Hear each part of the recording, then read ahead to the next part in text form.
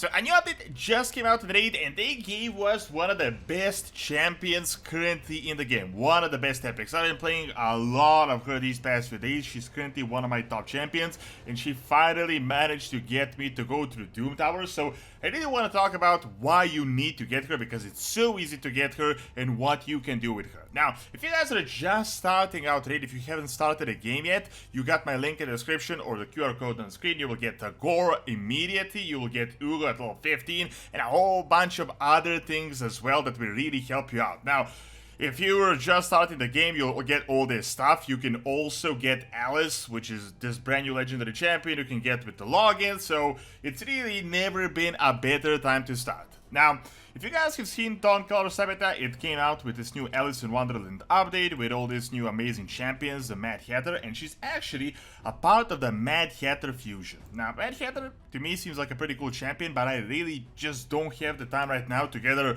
4 Sabithas to get them to level 50 to ascend all of them to fuse him. So I've only managed to snap one of these, and I've actually used her because this is currently one of the best epic champions in the game. Now, I know people are talking about she might not be amazing. There are definitely a few champions better, especially if you're an endgame player. She's not really the best champions that are gonna push you to the endgame, but as a mid-game player myself, she can do so much. Now, the coolest thing about her, though, why I'm even making this video, is because it's super easy to get her. Like, she's almost free. Because this new event came out with Alice, they're currently running all these events and tournaments.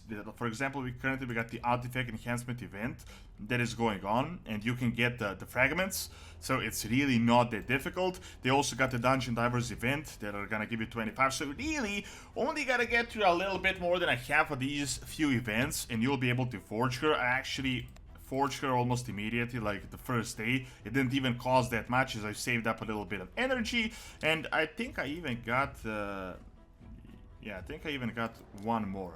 Yeah, I got 25, so I might be able to forge another one to be able to empower her. Now, without all this BS, let's actually talk about this character. So this is currently one of the best epic revivers that's super easy to acquire. I've played a little bit with her for this past week since the update came out. As I said, I almost got her immediately.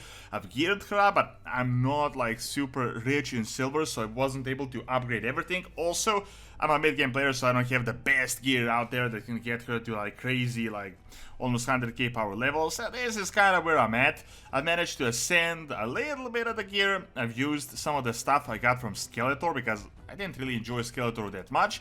And then I've managed to get, I didn't get the blessings, of course, I didn't get the awakening, but I've managed to get most of the masteries done as a reviver. So to really quickly talk about who she is, in my opinion, she can really help you progress through the game. She can really push in the mid game, super useful for that. So let's get into her abilities. Now, she's of course not a crazy damage dealer. She's not even a damage dealer. She only has one damage dealing ability, but if you build her up, I mean, she can actually do decent. So this Dawn Spear thing actually just attacks one enemy, but it heals with the lowest HP, like the champion with the lowest HP by 10% of champion's max HP, which means you should have her built up.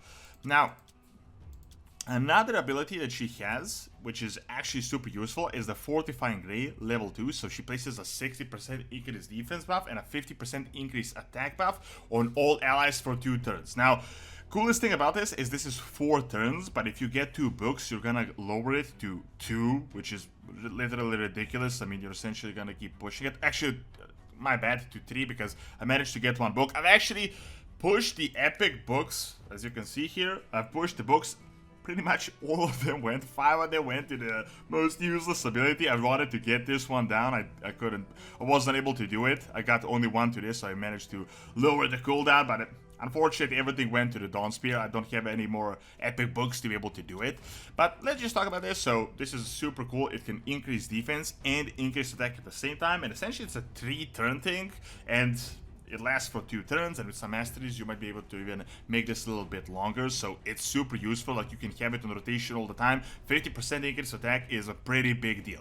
However, her main ability, and this is one of the best abilities that she has, is Shimmer of Life, which means that she revives an ally with 25 HP and 100% turn meter. However, the best thing is she places a block damage buff on that ally for 2 turns. Now, unfortunately, I wasn't able to get any books, so the cooldown is pretty long. I mean, 6 turns is a very, very long cooldown, but if you get the books, it's essentially 4 turns, so a full-on 4-turn revive is a pretty big deal. Now, the Rising Fate, the passive ability is pretty good. Whenever the champion revives an ally, decreases the cooldown of one of the champion's skills by 1 turn. So this can be pretty useful. However, the best thing is, she also has an amazing aura. She can actually increase ally HP in all battles by 25.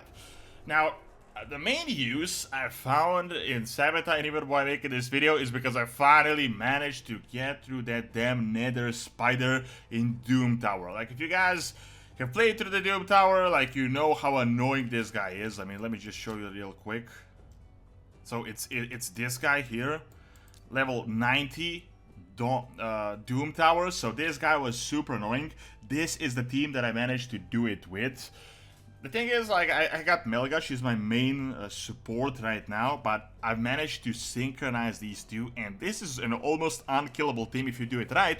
Also, she synchronizes pretty well with Tribune Heracles, and let me just show you in 1 second here. So, the thing is, I got Melga as my main support champion. She also has a revive. She can revive 2 champions on a 5 turns cooldown, and I was able to, when Melga dies, I was able to resurrect her with this ability, and then she was able to resurrect 2 allies. So essentially, my team would die, she would resurrect the other resurrection champion, and then the other resurrection champion would raise the entire team. So this worked flawlessly. Also, it kind of synchronized with Tribune Heracles, my main nuke right now. Tribune Heracles has this cool ability, Battle Resurrection. He just attacks one enemy, and if it kills him, if the nuke kills him, he revives another one. So I was able to get this resurrect, block all the damage for 2 turns, and then he would just hit someone and he would resurrect it. So it can really synchronize super well. Now, in terms of how you want to build him, what you want to use her from, I mean, realistically, I've been building her as a reviver. There are a few like masteries that you can build her with a little bit more damage, but I've been entirely focusing on just defense and support. Essentially, she's a reviver, so really want to build as much HP as you can. Like, she's not super tanky, like, you really... She doesn't have crazy base stats. She's also a little bit squishy, like, so you really gotta build her up to be able to last. As I said, I'm a mid-game player, so I don't have the craziest gear right now. I've been able to build her with Immortal, so 2 sets, HP plus 15, heals by 3% every turn. Resilience, so 2 sets, HP plus 10, defense plus 10, and also Perception to give her a bit more accuracy and speed. I wouldn't really put Perception right now, I'm not really certain how useful that is. I might put something else a bit more tankier, but unfortunately I didn't really have the gear at the moment when I was building her. As you can see, I've only really upgraded 2 of these to level 60. So in terms of the masteries, ideally this is something similar that you want. Like, I'm currently waiting to get a little bit more energy so I can farm the Minotaur, but this would be a useful one that you can use. Has 30% chance to extend the duration of any buff cast by this champion by 1 turn. So this can extend the increase offense thing and also the blocking damage, so this can last for like 3 turns, which could be amazing. You can also use this as well, deterrence, and I think this one would work as well. Time of intervention increases, yeah, this would be amazing. Increases the champion's turn meter by 20% whenever an ally hero drops below 25 HP. So, as I said, if you combine this with even another support or reviver, it can be great. Now, I really love this champion because, as I said, Doom Tower, I don't have a debuffer, so I was able to use her in order to finally progress. I've been stuck for like 2 weeks. I've been building up other champions. I've tried Cold Heart, and she kept just dying all the time, and I was always reaching this thing. So let me just really quickly just go to the game. Let me just really quickly show you what I'm talking about. So we're gonna go into the Nether Spider, and I'm also gonna use the exact same build that I had. Oh god damn, dude, I hate it. I hate this guy and these little spiders. I almost get PTSD from this guy. So, as you can see, this is Melga. She gives a shield here. I'm gonna use him. This is super RNG because I'm essentially trying to AoE him down, so sometimes it doesn't. As you can see in this case, it doesn't do anything.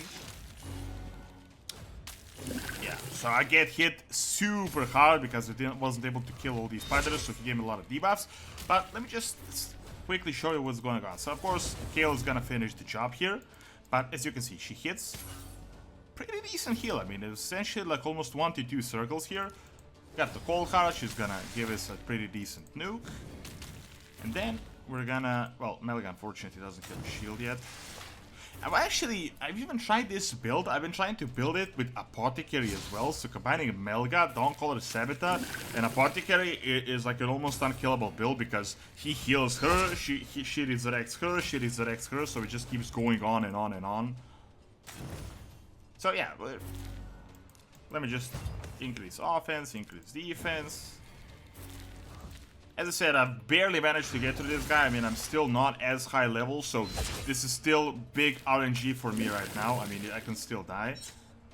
But let me just quickly, before I get into it, I'm not gonna finish this thing. Let me just really quickly show you what I'm talking about. So as you can see, we got the resurrection. We're gonna resurrect Melga with block damage and 100% turn meter, which is amazing. We're gonna try to get rid of these guys, and then we're gonna use Melga to resurrect. So essentially, we almost died here, and we were able to get the whole team back. So as I said, the DAWNCALLER SABITha is really amazing. It's one of the best champions you can get. If you're just starting to play the game, feel free to use my link in the description or the QR code on the screen. You will get the Gore immediate, you'll get Ugo at level 15, and also like with a whole bunch of other perks in between the level 15 and the start, and also but with this new champion Alice, you'll be able to get the legendary Alice that I'm also just leveling up, and you'll be able to pretty easily get DAWNCALLER SABITha. Now, she's not a free champion, but as I said, currently they're running events, so it really doesn't take all that much energy. With a few, you know, clan shops or tag team bazaar, like you can get a decent enough amount of energy. You can go through a few of these events, they even synchronize each other.